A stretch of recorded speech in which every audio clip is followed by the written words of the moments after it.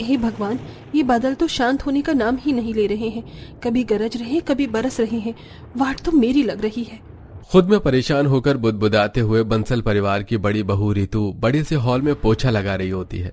तभी नंद निकिता कीचड़ लगे पैर से अंदर आ जाती है, जिससे सारा फर्श दोबारा गंदा हो जाता है। निकिता दीदी, आप एक बार नीचे तो देख लेती। अभी अभी मैंने पूरे हॉल में पोछा मारा था। आपने मेरा काम बढ़ा दिया। लेकिन अपनी गलती मानने की बजाय निकिता अकड़ते हुए बोली, हाँ, तो बरसातों का मौसम है तो घर में कीचड़ तो मचेगा ना रितु भाभी, और सफाई करना आपकी जिम्मेदारी है।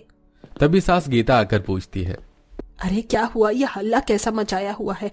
अरे निकिता बेटी आ गई तू, दीपा को शगुन की हल्दी मेहंदी देकर। हाँ माँ, पता है दीपा भाभी हल्दी के लहंगे में बहुत खूबसूरत लग रही थी, और शादी वाले दिन तो कयामत ढाएंगी भाभी। हाँ, मगर लगता है तेरी छोटी भाभी भदवा के महीने में पैदा हुई है। देख नहीं रही उसकी शादी से पहले ही कैसे जमकर बरसात हो रही है, या फिर जरूर कड़ाई में खाया होगा। अच्छा ये लो, बातों ही बातों में मैं तो भूल ही गई बताना कि अरे रेतु बहू, सारे मेहमान रिश्तेदार चाय पीने की इच्छा जता रहे हैं। तू जाकर चाय बना दे और साथ में थोड़े पकौड़े भी तल लेना, पहुंचा तेरी ननन मार देगी। तभी निकिता नखरे करती हुई बोलती है, माँ मैं पोंछा नहीं लगाऊंगी। बड़ी मुश्किल से मैंने दीपा भाभी की शादी के लिए नाखून लंबे किए हैं, मेरे नाखून टूट जाएंगे। कोई बात नहीं निकिता दीदी, आप रहने दीजिए, मैं पोंछा भी लगा दूंगी और उसके बाद सबके लिए चाय पकौड़ी बना दूंगी। ओह थैंक यू बड़ी भाभी। हाँ, गधे से काम निकलवाना तो कोई मुझसे सीखे। जहां बाकी सारे मेहमान और रिश्तेदार आराम से बैठे थे, वहीं बेचारी रितु पिछले 1 से 2 सप्ताह से उनकी खातिरदारी में लगी हुई थी। लेकिन उसके मन में अपनी देवरानी के आ जाने की तसल्ली और कई अरमान लगे हुए थे। बस एक बार दीपा मेरी देवरानी बनकर आ जाए और ससुराल को संभाल ले तो मुझे भी आराम करने का मौका मिलेगा। पर रितु जितने सीधे स्वभाव की थी, उसकी होने वाली देवरानी दीपा बिल्कुल जलेबी के जितनी टेढ़ी थी। बड़ी धूमधाम से रितु जेठानी बनने की खुशी मनाते देवर की बारात में नाचती है। लो चली मैं अपनी देवर की बारात लेके, लो चली मैं, ना बैंड बाजा ना ही बाराती, खुशियों की सौगात लेके लो चली मैं। कुछ ही पलों में दीपा और अनुज की रीति रिवाज से शादी हो जाती है। तभी विदाई के टाइम पर जोरदार की बरसात शुरू हो जाती है। चलिए प्यारी देवरानी जी, जल्दी से गाड़ी में बैठ जाइए वरना भीग जाएंगी, काफी तेज की बारिश है। तभी जेठानी के बच्चे को रोता देखकर देवर अनुज बोलता है, लाइए भाभी, डुग्गू को मुझे दे दीजिए। आजा, अले ले ले ले ले ले चाचू के पास में आजा मेरा डुग्गू, आजा जा जा ले ले ले ले ले ले। इसके बाद दूल्हा दुल्हन की गाड़ी और बारातियों की बस सब चल देती है, जहां ससुराल में जेठानी के नाते से रितु दीपा का स्वागत करवाती है। आओ प्यारी देवरानी जी, ससुराल में आपका स्वागत है। आओ प्यारी दुल्हन, मैं तुम्हें सबसे मिलवाती हूँ। मैं तुम्हारी सास और ये तुम्हारे ससुर जी हैं। ये तुम्हारी ननंद, ये पति, ये जेठ और बाकी ये मौसिया सास, बुआ सास, सब कोई है। आप सबको नमस्ते। मम्मी जी मैं थोड़ी थक गई हूँ, आराम करना है। तभी मौसिया सास मंजू बोलती है, ये लो भैया, ये तो आते ही थक गई। हम सब तो अरमान लगाकर बैठे थे कि नई नवेली बहू आएगी तो बारिश में उससे पकौड़े पकवान बनवा कर खाएंगे। तभी नंद बीच में टपकते हुए बोलती है, अरे मासी जी बना देंगी भाभी पकौड़े, पहले थोड़ा आराम कर लेने दीजिए।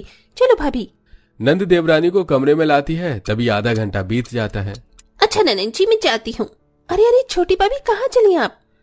सबके लिए पकौड़े बनाने? ओहो दीपा भाभी, आप बिना खनचक्कर ही हो। अरे जब जेठानी आपकी है तो आप क्यों काम करोगी? तभी जेठानी आवाज देती है, देवरानी जी आ जाइए जल्दी से। जी आई जेठानी जी। देवरानी किचन में आती है, जहां रितु अपनी माँ से बात कर रही थी। जी माँ, मैं कल सुबह ही डुग्गू को लेके मायके आ रही हूँ। हाँ, इस बार मैं पूरा 1 महीना ठहरूंगी। अब ससुराल को संभालने के लिए देवरानी आ गई है। बारिश में जेठानी के मायके जाने की बात से देवरानी कद्दू जैसा मुंह बना लेती है।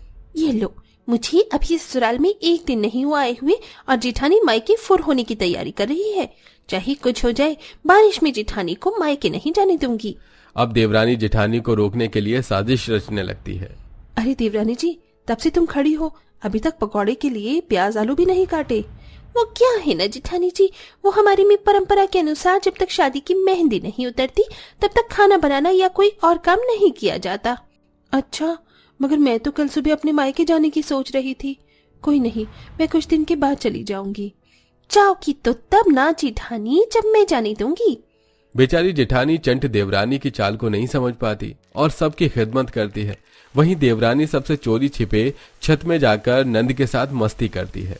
बरसो रे मेघा मेघा, बरसो रे मेघा मेघा, बरसो रे मेघा बरसो, मीठा है कोसा है बारिश का बोसा है, जल जल थल जल जल थल, नन्ना रे नन्ना रे नन्ना रे नन्ना रे। वैसे निकिता, मैं तुम्हारी वजह से बारिश को एंजॉय कर पा रही हूँ, वरना मुझे तो लगा था बारिश में मेरी शादी हो रही है तो मेरा टाइम सबकी खिदमत करने में गुजरेगा। ओहो छोटी भाभी, आप तो चिल मारो। इसी तरह देवरानी की शादी को 1 सप्ताह गुजर जाता है और अब उसकी मेहंदी उतर जाती है।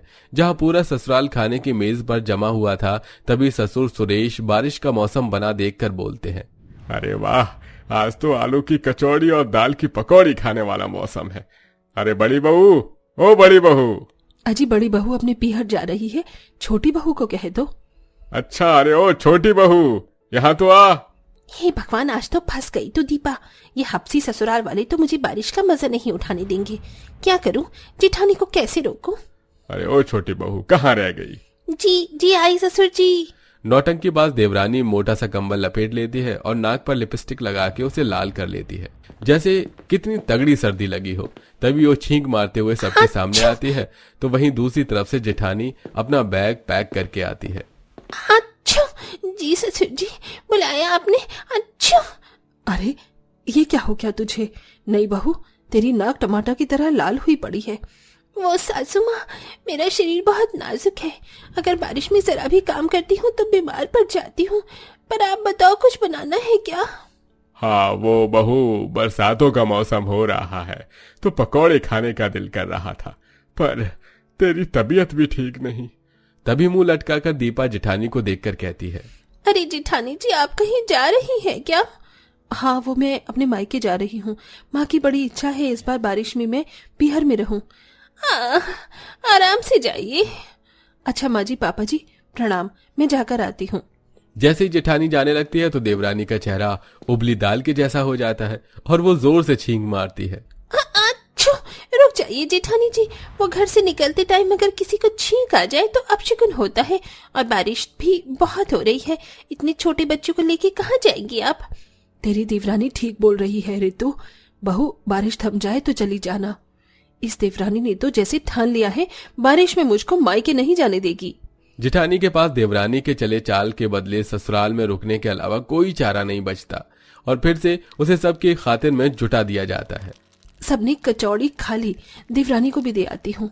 जैसे ही कचौड़ी लेके जेठानी देवरानी के कमरे में आती है तो दीपा शीशे में खुद को देखकर मुस्कुराते हुए डांस कर रही थी। क्या उल्लू बनाया मैंने सबको बीमार होने का। आहा, जो हो जाए, बारिश में जेठानी को मायके जाने नहीं दूंगी, वरना मुझे सब करना पड़ेगा। देवरानी का असली चेहरा देखकर जेठानी के तन बदन में आग लग जाती है। अच्छा तो ये माजरा है, कोई बात नहीं मेरी देवरानी, अगर तुम खिलाड़ी हो तो मैं भी अनाड़ी नहीं। अब देखो।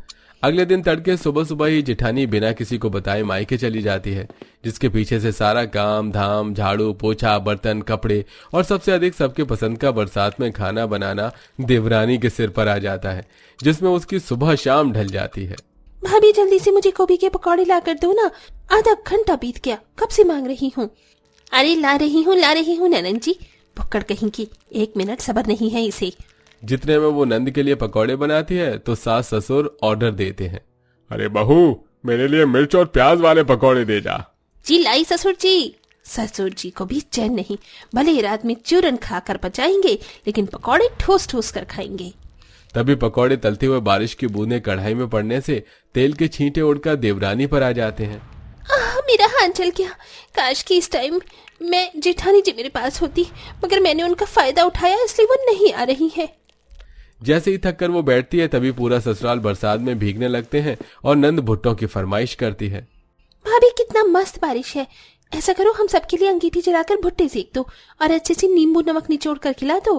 तूने तो मेरे मन की बात छीन ली निकिता, जल्दी करो दीपा, वरना बारिश थम गई तो मजा नहीं आएगा।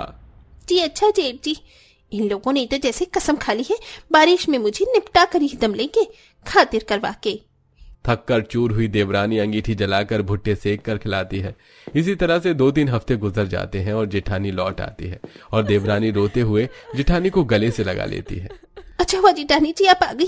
अकेले काम करके मैं तंग आ गई थी।